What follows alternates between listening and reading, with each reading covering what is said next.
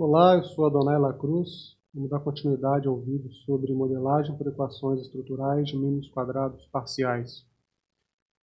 Nós já fizemos um vídeo sobre os aspectos conceituais, depois um outro vídeo mostrando a modelagem usando o pacote PLS-PM para o ambiente R. E na interpretação, vou estar utilizando a segunda edição desse livro do Hera e Colaboradores e também o tutorial, do Sanches para o pacote PLS-PM. O Sanches foi quem desenvolveu o pacote PLS-PM para o ambiente R. Então a gente vai estar utilizando essas duas fontes como orientação para fazer a interpretação dos resultados. Vamos começar com a avaliação do modelo de mensuração reflexivo. Então a gente tem o nosso modelo. Ele é um modelo que tem elementos, construtos reflexivos e um construto formativo. E também tem o próprio modelo estrutural. A gente vai fazer primeiro a avaliação do modelo de mensuração reflexivo, depois o formativo, depois o estrutural, para daí seguir a própria validação do modelo. Tá? Bom, em termos de avaliação dos modelos de mensuração reflexivos, a gente tem primeiro uma análise que deve ser feita em relação à confiabilidade da consistência interna. É dessa forma que o livro do Hera e Colaboradores traz, ou a unidimensionalidade do construto, que é o termo que o Sanches traz. Em termos dos indicadores, tanto as duas obras, Hera e Colaboradores e Sanches, trazem o alfa de Cronbach como um elemento a se olhar, também uma outra medida em relação à confiabilidade, que seria a medida de confiabilidade composta, só que na obra do Hera e Colaboradores eles trazem um indicador de Hensler e de Dirac, eu não sei se a pronúncia é essa, mas é um RO desenvolvido pelo Hensler e pelo Dirac. Já a medida de confiabilidade composta que o Sanches traz é o Dillon-Goldstein RO. Então é outra medida, mas ambos são medidas de confiabilidade composta. E aí, o Sanches traz um indicador que não é abordado pelo Hera e Colaboradores, que é o alto valor. Na verdade, ele traz uma análise prioritariamente do primeiro alto valor, mas também do segundo alto valor. E aí, quais são os critérios aqui? O alfa de Cronbach, que o Sanches traz que deve ser maior do que 0,7, já o Hera e Colaboradores, que deve estar entre 0,7 e 0,9. Ele faz ali também uma meia-culpa em relação às ciências sociais aplicadas, que se aceitam valores entre 6 também e 7. E coloca também que entre 0,9 e 0,95 dá para poder aceitar, depois a gente vai discutir isso. E o indicador de confiabilidade composta, o Sanches também traz, que deve ser maior do que 0,7, e o Hera e Colaboradores entre 0,7 e 9. Agora, o que isso está medindo? O alfa de Cronbach ele vai estar medindo a intensidade da correlação entre as variáveis manifestas de um mesmo construto. Quer dizer, qual é a correlação média entre as observações, que seriam as respostas de um questionário, e aquelas variáveis, ou seja, as perguntas. E aí, isso também é medido por essa medida de confiabilidade composta, mas ela traz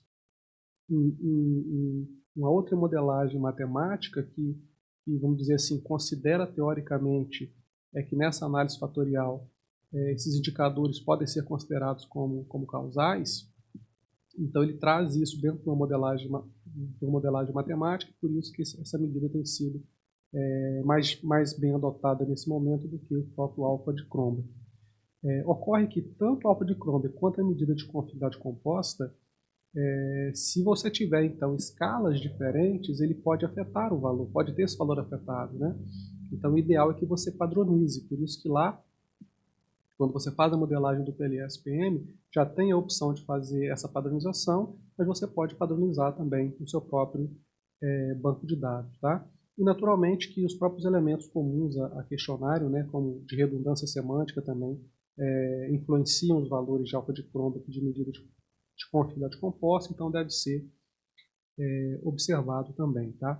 E aí uma questão que o Hera traz em colaboradores que é interessante que ele diz, olha, o alfa de Cronbach, talvez ele possa ser usado como limite inferior, porque ele tende a subestimar a confiabilidade, né?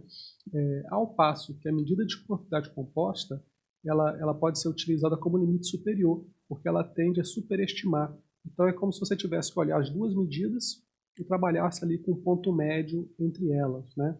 Ou se as duas medidas forem confluentes em relação a essas faixas de 0,7 a 0,9, né, também uma outra forma de olhar. Mas você pode tomar o alfa de Cronbach como um limite inferior e a medida de confiabilidade composta como um limite superior. Tá? Com relação ao alto valor, o Hélio Colaboradores não traz, essa é uma medida própria do Sanches, e também naturalmente que de outros textos, mas dos dois que eu estou falando é apenas do Sanches. Aí a gente pode lembrar, né, de análise fatorial, né? E aí nessa análise fatorial a gente tem que lembrar que já que está falando de PLS, a gente não está falando de análise de fator comum, estamos falando na verdade de análise de componentes principais. Então esses autovalores, né, esses valores próprios, os eigenvalues, né, eles são esses valores próprios da matriz de correlação entre os indicadores, né? Então você teria um construto considerado unidimensional, né, se ele tiver o valor do primeiro autovalor, se o valor do primeiro autovalor for bastante superior ao segundo autovalor, e naturalmente ele deve ser superior a 1. Então o critério aí é olhar o primeiro autovalor, verificar se ele é maior do que o segundo e também se ele é maior do que, do que 1. Então essa é a maneira de analisar o autovalor quando a gente está verificando a confiabilidade da consistência interna, né? Ou seja, esse autovalor está absolutamente alinhado ao conceito de unidimensionalidade, né? De que maneira a correlação entre as variáveis manifestas é forte, que traz realmente ali uma estrutura, né? Que seja unidimensional em relação a essas variáveis. Então, recapitulando, o alfa de Cronbach entre 0,7 e 0,9, quantidade composta também 0,7 e 0,9, e alto valor, primeiro alto valor maior que 1, e o primeiro alto valor também bastante superior ao segundo alto valor. Tá? Em relação ao alfa de Cronbach, em medida de quantidade composta, resgatando que nas ciências sociais aplicadas se aceita, então, segundo o Hélio e colaboradores, valores acima de 0,6, valores maiores do que 0,9, e o RER coloca isso, né? Mas até se aceita entre 0,9 e 0,95. Mas maiores que 0,95, com certeza, poderiam estar indicando uma redundância semântica, né? Ou seja, talvez duas variáveis manifestas ali estivessem sendo percebidas pelos respondentes como a mesma coisa. Então, é por isso que estaria inflacionando esse valor. Então, se você tiver valores superiores a 0,95, isso é razão para você observar e eventualmente até excluir alguma variável. Maiores que 0,9 é o caso de você verificar se há uma redundância semântica ou não e de fazer esse julgamento. Tá? E aí eu quero trazer uma figura que fala em relação faz uma diferenciação, né, entre o que é confiabilidade e o que é validade, né, já que a gente vai estar passando agora por outra medida de validade. A confiabilidade ela tem a ver exatamente com a unidimensionalidade, né? Então a gente tem aqui nesse quadrante, ó, não existe validade, mas há confiabilidade. Por quê? Porque eu tenho as variáveis manifestas medindo aqui o mesmo fenômeno, né? Ou seja, ela tem uma estrutura unidimensional. Entretanto, não está medindo o que eu quero. Está medindo a mesma coisa, mas uma coisa diferente do que eu quero. Já nesse quadrante eu tenho validade e confiabilidade, porque mede a mesma coisa, ou seja, existe a confiabilidade da consistência interna e ao mesmo tempo mede exatamente o que eu quero. Então aqui eu teria confiabilidade e também validade. Se eu tivesse, por exemplo, aqui variáveis manifestas que teriam medido coisas diferentes, eu não teria nem confiabilidade e nem validade. Ok? E claro que não há que se falar em validade se não houver confiabilidade. Né? Então esse quadro aqui eu acho que ele ajuda, essa figura na verdade, né? ela ajuda a diferenciar esses conceitos de confiabilidade e de validade. Passemos então para a outra abordagem que tem que ser feita, que é da validade convergente, né? Na validade convergente, alguns indicadores que são trazidos, a gente tem as cargas, né, que são os loads, né? A gente tem também isso aqui, tanto o HER, colaboradores, quanto o Sanches trazem essa medida. A comunalidade do item, né, o HER até coloca no livro, mas o Sanches traz como uma medida própria, ainda que haja uma redundância, né, porque a comunalidade do item, na verdade, é o quadrado das cargas, então não haveria por que observar os dois indicadores, mas estou colocando aqui no sentido de se aproximar das duas leituras que eu estou me embasando. E outra medida aqui, o Sanches traz, mas para avaliar o modelo estrutural, e que o HER e colaboradores trazem para avaliar os modelos de mensuração reflexivo, é a média da variância extraída, né, que é a AVE. Então o Sanches também traz essa medida, mas ele traz num outro momento.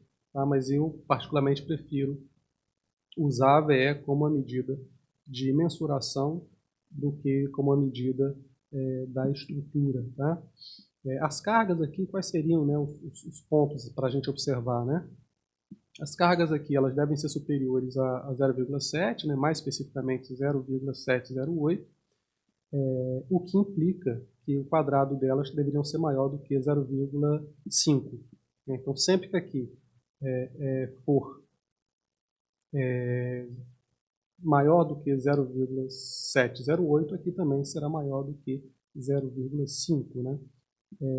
Porque o que a gente tem, na verdade, aqui é o quadrado desse valor, e o quadrado do valor seria, então, de 0,708 seria igual a 0,5.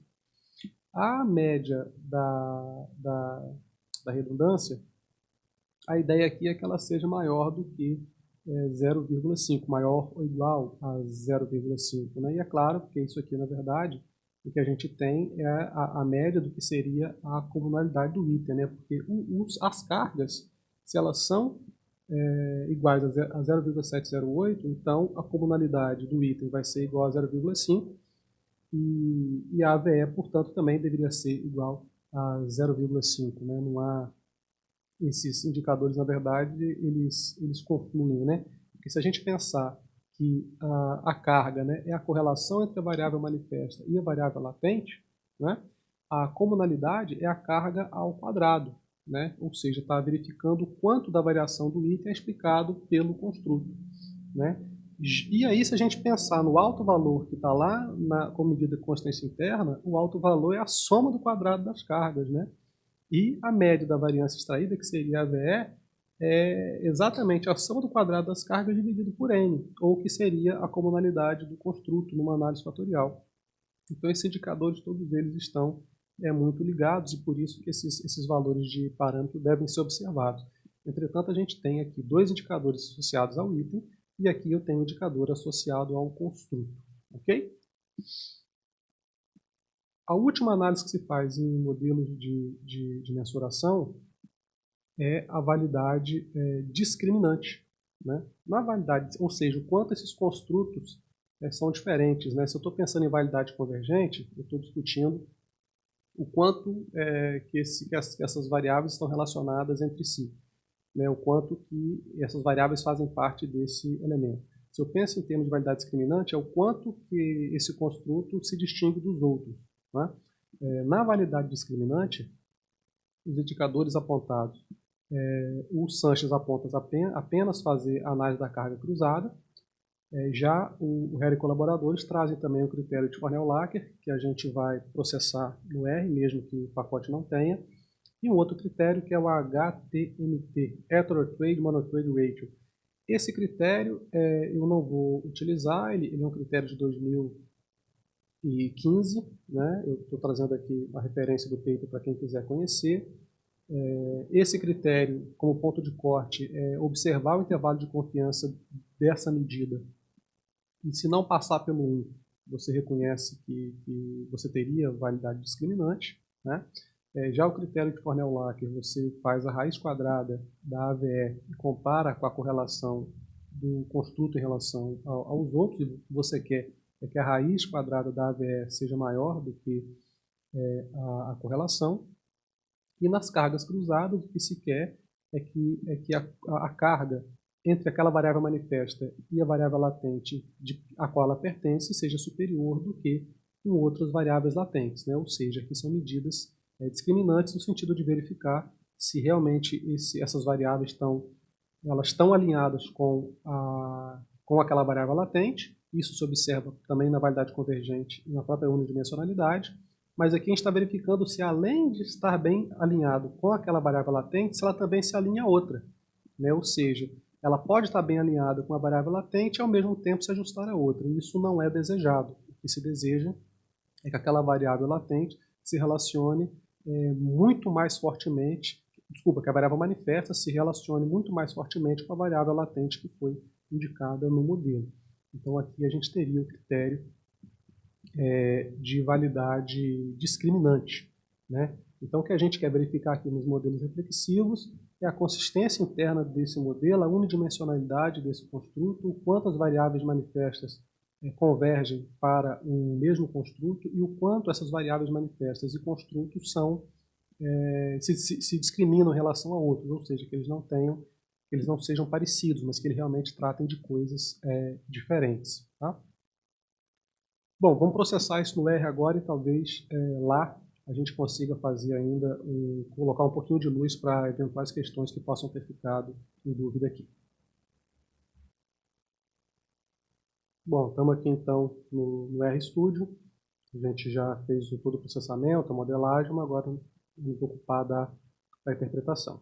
O script eu atualizei, coloquei outros elementos, né? A gente tinha parado na linha 45, eu acrescentei aqui agora outros elementos para a gente poder avaliar. Então eu já tenho aqui o procedimento que foi gerado. Eu gerei agora com 1000 subamostras no Bootstrap. Eu tinha colocado só 100, então para poder ganhar tempo eu rodei aqui com 1000 e depois comecei a fazer o vídeo. Se quiserem acompanhar, tudo bem, mas claro que os valores tendem a ser diferentes, eu espero que sejam, porque no procedimento de Bootstrap são dados aleatórios, então é bastante razoável que os valores não sejam idênticos. Se for, inclusive, seria bastante curioso, né? Já que é uma reamostragem, nesse caso aqui com 1000 subamostras. Tá? Lembrando que na modelagem eu processei com 100, apenas para efeito de ilustração. Aqui eu já coloquei 1000 para poder ter um bootstrapping mais confiável. Tá? Vamos lá, então já tem aqui toda a sumarização que foi feita, né, na linha 45. Vou abrir aqui, a gente tem os resultados que a gente precisa interpretar. Tá? Só que para poder interpretar isso, vamos dar uma olhada, então, relembrar, né, qual é o nosso modelo para poder a gente ter facilidade em voltar para isso aqui. Bom, estou com o artigo aqui aberto, vamos dar uma olhada no modelo, só para relembrar. A gente tem, então, o construto CRP, impacta PA, impacta SI, e CRP, PA e SI impactando CS. Ou seja, o CRP é exógeno, ele não recebe seta, PA é endógeno, que recebe seta do CRP, SI é endógeno, que recebe seta de PA, e CS é endógeno, que recebe setas, né, tanto do CRP, PA quanto do SI. E a gente assumiu aqui SI como um construto formativo, CRP, PA e CS como construto reflexivo. Né? Então, se a gente for aqui, a gente vai olhar aqui do construto formativo, que seria SI, nós temos as variáveis Q13 e Q19, ou seja, melhor, E não, né? A. Então, de Q13 até Q19. E essas são as variáveis do construto formativo. Tá? Vamos voltar lá para o R. Bom, então a gente tem aqui a quantidade de observações que a gente processou. A gente tinha, então, 4 variáveis latentes, 21 variáveis manifestas, né? Aqui tem todos os parâmetros de tolerância, de interação. Veja que a convergência ocorreu na quinta interação, né? Ou seja, ele encontrou valores menores que esse, ele não precisou chegar no último. Eu tinha mencionado, né, que PLS, sobretudo em modelos simples, converge muito rapidamente. E aqui eu processei o Bootstrap, né?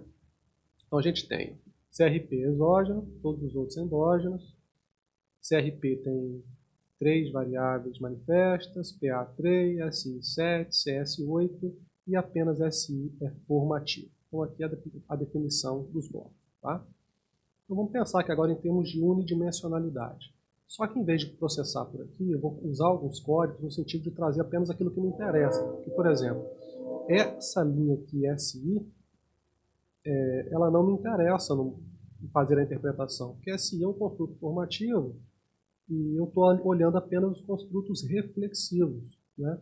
Então eu vou fazer alguns comandos ali, eliminando algumas linhas para a gente poder olhar só aquilo que nos interessa. Tá? Mas tudo que eu estou fazendo, na verdade, agora eu estou extraindo desse objeto que já foi gerado, não estou criando nada novo. Quando eu for criar, eu vou deixar isso claro para vocês. Tá? Então, em relação aqui, vou fazer logo a linha 50, estou olhando aqui a unidimensionalidade, né, a quantidade da consistência interna. Estou pegando, então, dentro do objeto PLS supermercado, existe um objeto de classe chamado unidim. Deixa eu fazer aqui para vocês, vou escrever aqui embaixo, PLS supermercado. Se eu colocar aqui o comando do cifrão, ele traz todos os objetos de classe. Então eu sei que esse unidim aqui, ele tem a ver com a unidimensionalidade. Então eu vou fazer a interpretação apenas dele. Tá? E aí eu estou dizendo que eu não quero a linha 3, porque ela se refere a SI, ela não me interessa. Então deixa eu processar aqui. Bom, então agora eu tenho apenas aquilo que me interessa, eu posso fazer essa leitura. Né? Então eu tenho que olhar, na verdade, se os valores do alfa de Chromebook estão entre 0,7 e 0,9. Veja que CS, por exemplo, chega a 0,94. Então se a gente usar aquele critério do RER de absolutamente acima de 0,95, teria problema de problemas semânticos, né, de redundância semântica. E de 0,9 a 0,95 seria meio que preocupante. Sugestão aqui, olhar o questionário, verificar se daquelas 8 variáveis manifestas há realmente algumas ali que possam estar sendo consideradas pelo respondente como a mesma questão, ou seja, ela passa a ter uma redundância, porque ela não traz nenhuma complementação. E a gente nota também que os valores do alfa de Chromebook são menores que da quantidade composta, né, que é o valor, o ρ aqui. Por isso que o RER, o colaborador, propõe que aqui seja o limite inferior e aqui o superior. Sobre esse critério, por exemplo, aqui passaria de 0,95, o que reforça a hipótese de olhar o questionário e verificar se há realmente redundância semântica ou não. Okay? Já em relação ao primeiro alto valor, a gente nota então que todos os primeiros autovalores aqui, né, o Eigenvalue, todos eles são maiores que 1, né? E o segundo alto valor, ele é menor que 1, que geralmente é o que a gente quer também, mas se o primeiro alto valor for muito alto aqui, pode ser maior do que 1. O que a gente quer mesmo é que esse alto valor aqui, o primeiro, seja bastante superior a esse segundo. Claro que a noção de bastante é relativa, né? Mas o critério é esse aqui maior do que 1, esse aqui menor do que 1. Agora, se esse aqui for maior do que 1, a distância entre esses dois aqui deve ser grande o suficiente. Né? Então, nesse caso aqui, o que a gente estava olhando? A gente estava fazendo, então, aqui, né, um elemento fazendo o julgamento de conformidade da consistência interna, no sentido de saber se essas variáveis ocupam um mesmo espaço unidimensional. Né? Então, quando a gente chega a essa conclusão aqui, a gente pode dizer que sim, né, que essas variáveis CRP, PA e CS, cada uma delas ocupa o seu espaço unidimensional, ou seja, se pode assumir a unidimensionalidade dos modelos de mensuração. Reforçando aqui, naturalmente, talvez a necessidade de olhar o questionário e, eventualmente, até excluir uma questão, caso se confirme que existe redundância semântica em relação a alguma questão. Tá? Vamos partir agora, então, para a segunda etapa. A gente vai para olhar, dentro da validade convergente, as cargas e a comunalidade. Tá? Então aqui eu estou fazendo um corte um pouco maior, tirando das linhas 7 a 13, a coluna 3. Vamos lá. Então o que a gente tem aqui? As variáveis, os blocos a qual elas pertencem, as cargas e a comunalidade. O que eu quero aqui então são cargas superiores a 0,708.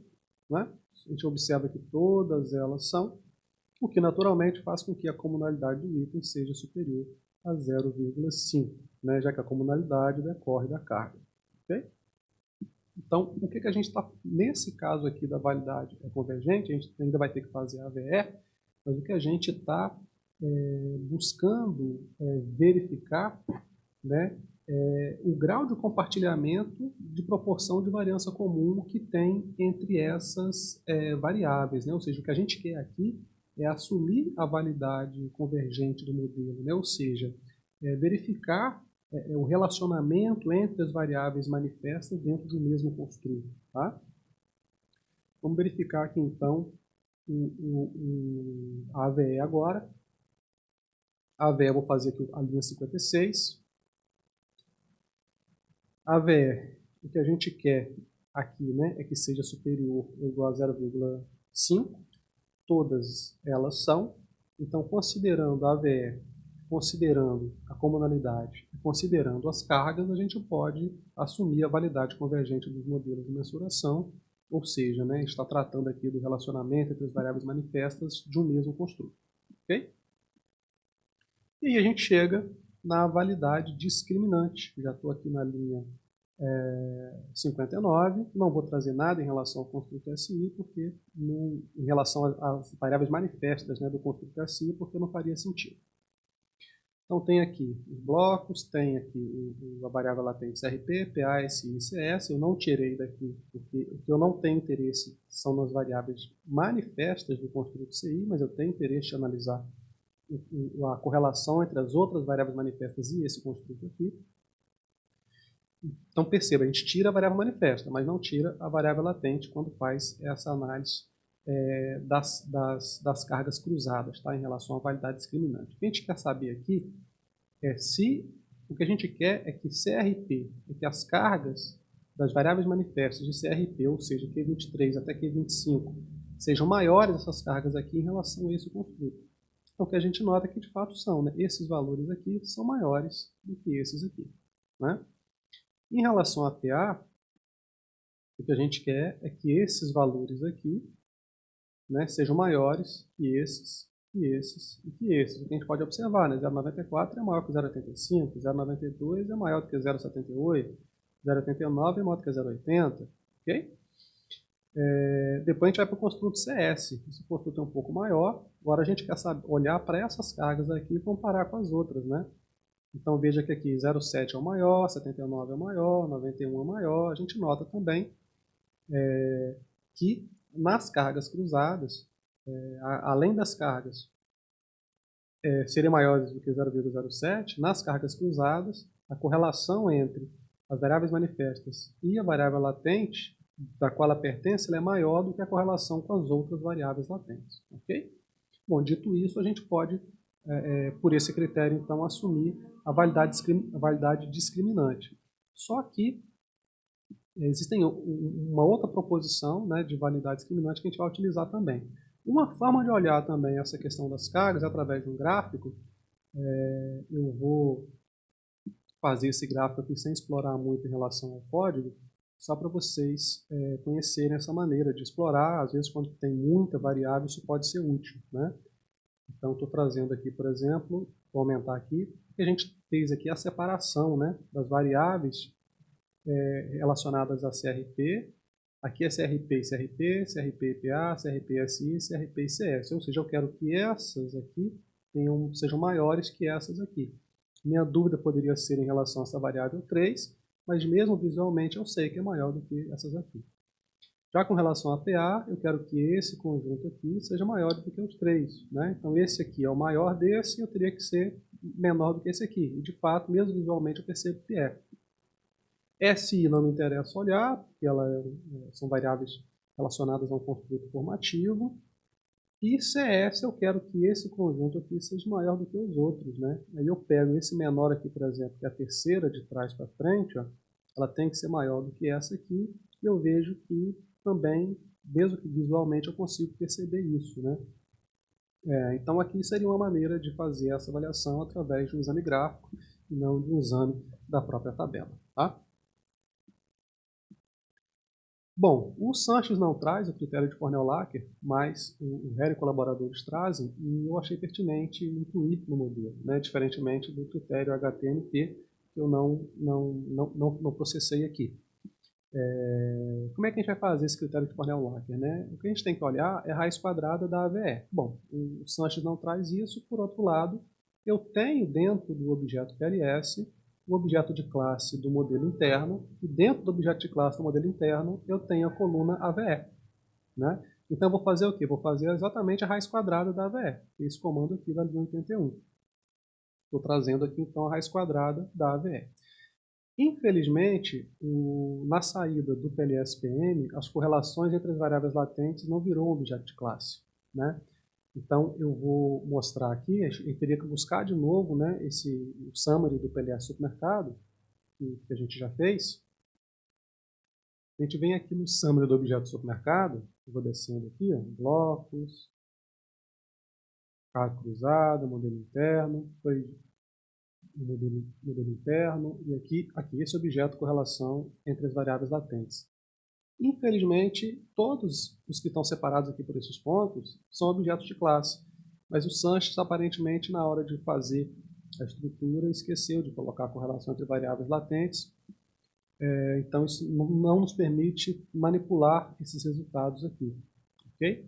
Mas o que a gente está querendo saber é se esses valores aqui são maiores. Então eu vou anotar esses valores, né, 0,08, 0,92, esse aqui não interessa, e 0,85,8, né? Vamos lá agora para onde nós estávamos, para a gente poder fazer essa interpretação. Então, CRP, a raiz da AVE foi 0,808, né? Então ele tem que ser maior do que esses valores aqui. E de fato são. Então, ou seja, eu assumo a validade discriminante do construto CRP, né?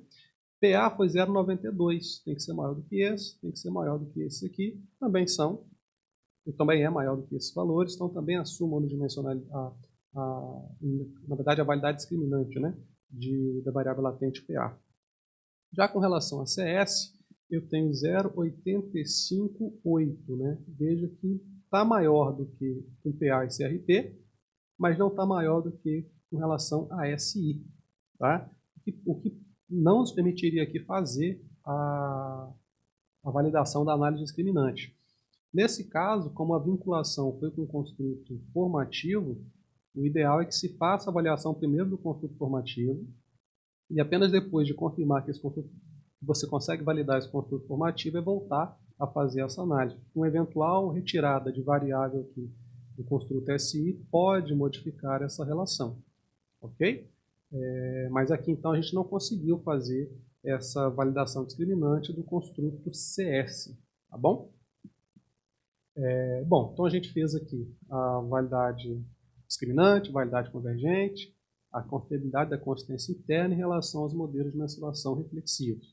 Ficou pendente aqui para a gente a validade discriminante do construto CS, porque a raiz quadrada da AVE do construto CS não foi maior do que a correlação entre CS e SI, né? A raiz da AVE foi 0,858, 0,86, e a correlação entre CS e SI foi de 0,85, ok? Vamos agora então discutir o modelo de mensuração formativa.